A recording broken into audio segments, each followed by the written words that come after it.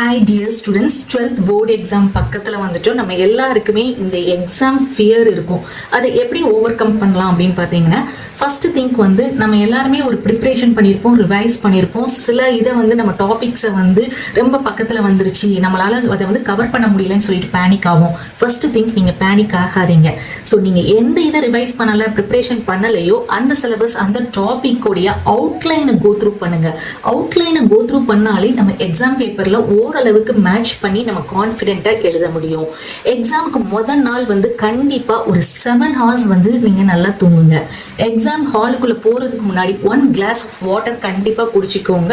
And exam ஹாலில் போய் உட்காரும் போது நீங்கள் ப்ரே பண்ணுவீங்க இல்லையா, அப்போ ஒரு நல்ல டீப் ப்ரீத் எடுங்க. அந்த டீப் ப்ரீத் வந்து எல்லா மெமரியுமே நீங்கள் எதையுமே மறக்க மாட்டீங்க, நிறைய கான்ஃபிடென்ட் கொடுக்கும். ஸோ நல்லா நீங்கள் எழுதுறதுக்கு ரொம்ப ஒரு பாசிட்டிவிட்டி வைபாக இருக்கும்.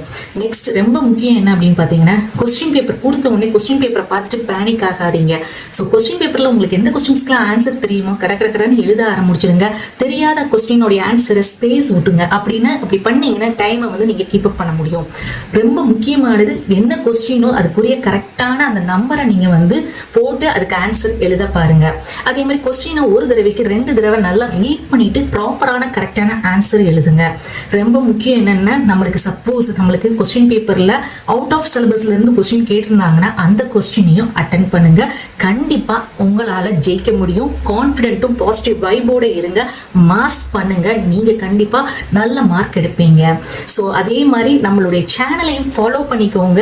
உங்களுக்கு எல்லா அப்டேட்ஸும், என்ன காலேஜ் நீங்க சூஸ் பண்ணணும், என்ன கோர்ஸ் சூஸ் பண்ணணும் அப்படிங்கிற எல்லா அப்டேட்ஸும் கைடன்ஸும் கிடைக்கும். ஸோ மறக்காம சேனலை ஃபாலோ பண்ணுங்க, லைக் பண்ணுங்க, சப்ஸ்கிரைப் பண்ணிக்கோங்க, அந்த நோட்டிஃபிகேஷன் பெல்லையும் கிளிக் பண்ணிக்கோங்க. All the best my dear students.